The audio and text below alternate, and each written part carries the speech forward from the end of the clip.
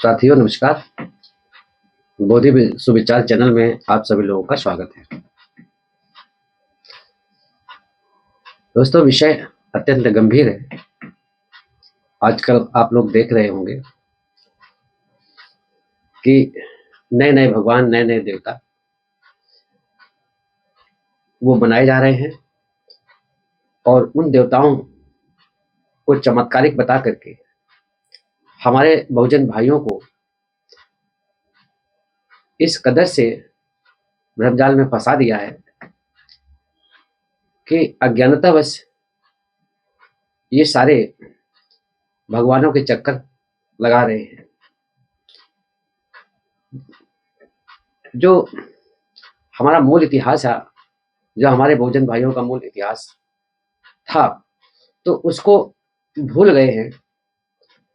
और ये जिनका कोई इतिहास नहीं है, जिनका कोई प्रमाण नहीं है, जिनका कोई एएसआई के द्वारा भी प्रमाणित नहीं है, तो ऐसे चमत्कारिक भगवानों के पीछे चक्कर लगा रहे हैं। तो साथियों, इस चैनल का उद्देश्य है कि सच्चाई को बताना है और वैज्ञानिक सोच जो है उसको आगे बढ़ाना है, क्योंकि साइंटिफिक टेम्परामेंट को इंकरेज करना, ये बाबा साहब ने जो संविधान लिखा उसमें भी उन्होंने इसका वर्णन किया था, इसकी चर्चा संवैधानिक की थी और संविधान में लिखा है कि हमें साइंटिफिक टेम्परामेंट को इंकरेज करना है। यही इस चैनल का उद्देश्य भी है। तो आज हम आप लोगों को जो उत्तर प्रदेश के में एक जिला मथुरा है, मथुरा का जो पुरातात्विक साक्ष्य है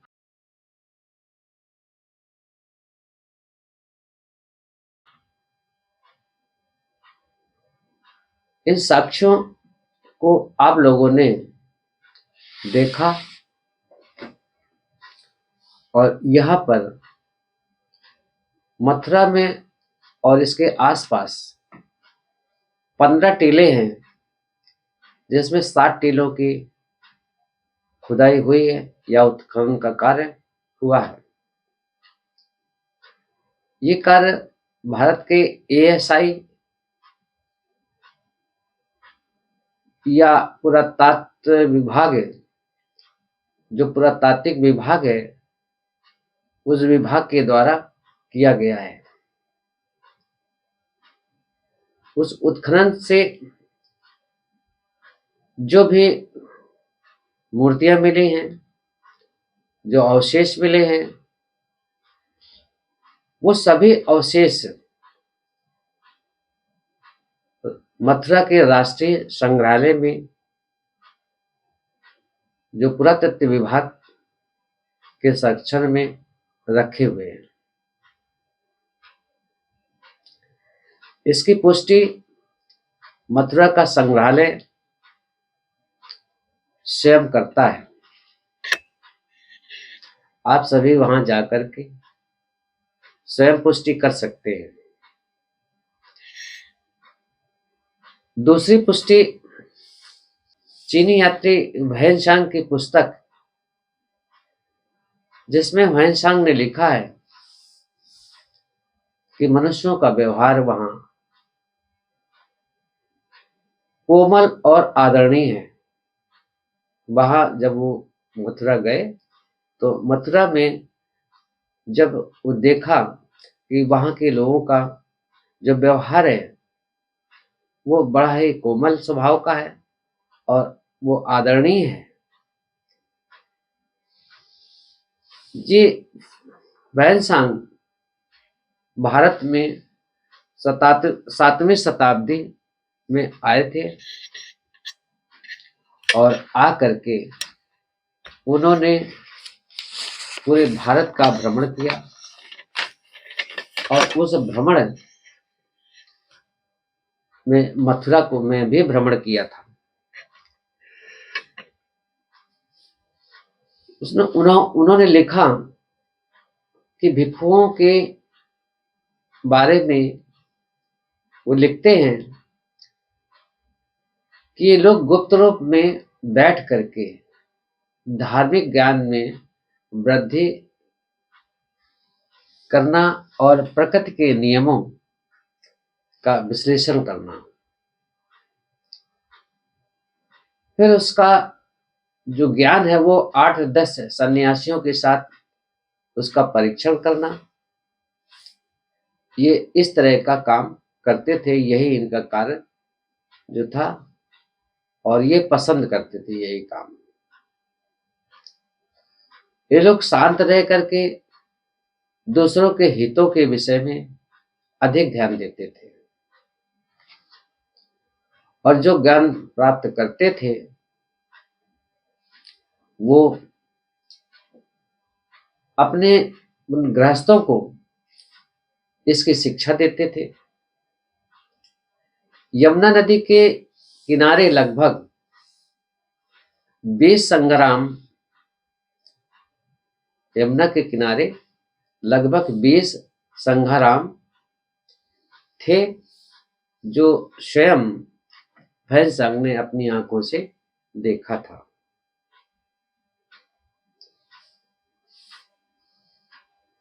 ये यमुना नदी के किनारे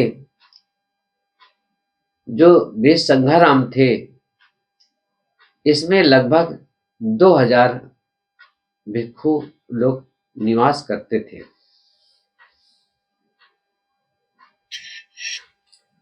ये सभी सन्यासी या भिक्षु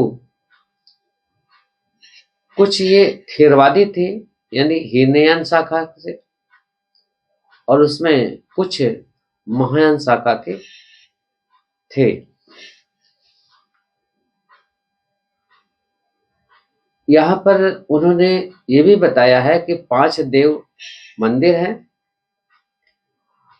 जिसमें सभी प्रकार के सन्यासी, सब प्रकार के सन्यासी उपासना करते हैं, चाहे वो हीनयानी हो या महायानी हो, सभी उपासना करते थे इन मंदिरों में। और इसमें 3 स्तूप राजा अशोक के बनवाए हुए थे। गौतम बुद्ध के पहले 4 बुद्ध जो थे उनके उन बौद्धों के जो चिन्ह हैं वो वर्तमान में अभी हैं। ये ह्वेनसांग के समय की बात है। तो ह्वेनसांग ने देखा कि नहीं वो जो है वर्तमान में जो है उन बौद्धों के चिन्ह हैं। ये सभी बातें ह्वेनसांग अपनी यात्रा वृत्तांत में जो देखा वही लिखा है। और ये भी देखते हैं कि भगवान बुद्ध के समय के प्रिय और ज्ञानी साथी जिनके शरीर अवशेष जो है पर कई स्तूप बने हुए हैं। जब इन सन्यासियों का या ये जो इनके साथी थे जब इनका परिनिर्वाण हुआ तो परिनिर्वाण के बाद जो अवशेष हुए उन अवशेषों के कई स्तूप बने हुए हैं। जैसे ये श्री पुत्र थे, मुग्दल पुत्र थे और पूर्ण मैत्रेय पुत्र थे। उपाली, आनंद, राहुल और मंजूश्री व अन्य बोधिसत्व थे। और प्रत्येक वर्ष तीनों धार्मिक महीनों में और प्रत्येक मास के छठ को ये व्रत रखते थे। तथा भिक्षु लोग जो इन स्तूपों के दर्शन करने आते थे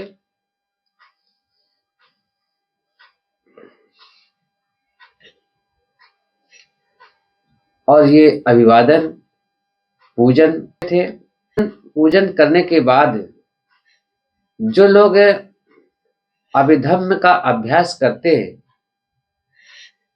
वे सब श्री पुत्र, और जो समाधि में मग्न रहते हैं वे मुद्गल पुत्र, और जो सूत्रों का पाठ पढ़ते हैं वे पूर्ण मैत्रेय की याद करते हैं, और जो विनय पिटक, जो विनय का अध्ययन करते हैं वे लोग उपालि को,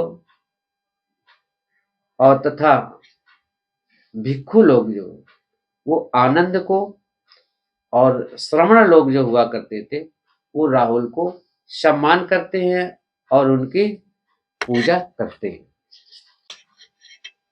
इतना सब सुनने के बाद अत्यंत गंभीर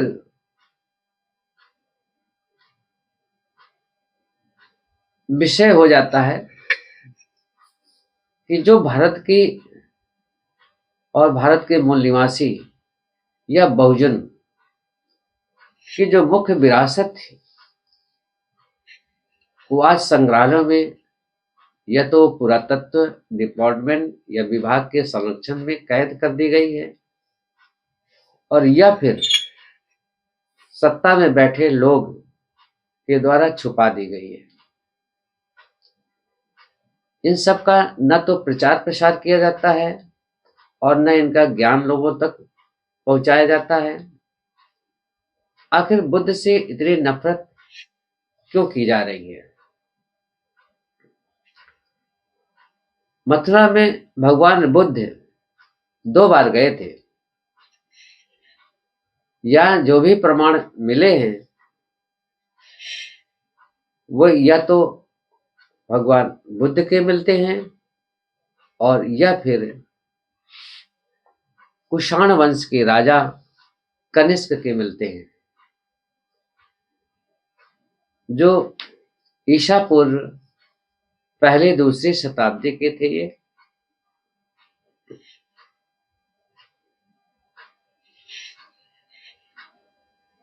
राजा कनिष्क की जो राजधानी थी वो मथुरा ही थी, और उन्होंने मथुरा कला में भगवान बुद्ध की बहुत मूर्तियों का निर्माण करवाया था। उत्खनन का कार्य जब हुआ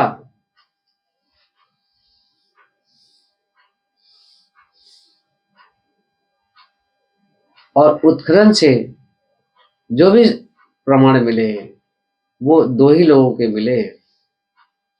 उत्खनन से न तो कोई कृष्ण की मूर्ति मिली है और न राधे राधे की। फिर भी कृष्ण का प्रचार प्रसार क्यों किया जाता है? जिसको देखो वही विगत 2 वर्षों के दौरान में राधे राधे चिल्ला रहा है, जिनका न तो कोई ऐतिहासिक प्रमाण मिलता है और न कोई पुरातात्विक सबूत है। इसका यही कारण है कि हम अपने मूल इतिहास और विरासत को भूल गए हैं। फिर जो काल्पनिक कथा कहानियां हैं उन पर अधिक विश्वास कर लिया है। ये सब हमारी अज्ञानता का कारण है। ये जो भी हम, एक चीज और है कि हम जानने की कोशिश भी नहीं करते हैं। यदि कोई इसके विषय में चर्चा भी करता है तो बहुत ऐसे लोग हैं हमारे बहुजन भाई जो इस चीज को नहीं समझते हैं और वो नाराज भी हो जाते हैं, लेकिन फिर भी हम लोग उनको बड़े प्यार से समझाने का प्रयास करते हैं। भगवान बुद्ध का भी यही कहना था कि पहले जानो फिर मानो। अपने विवेक और तर्क की कसौटी में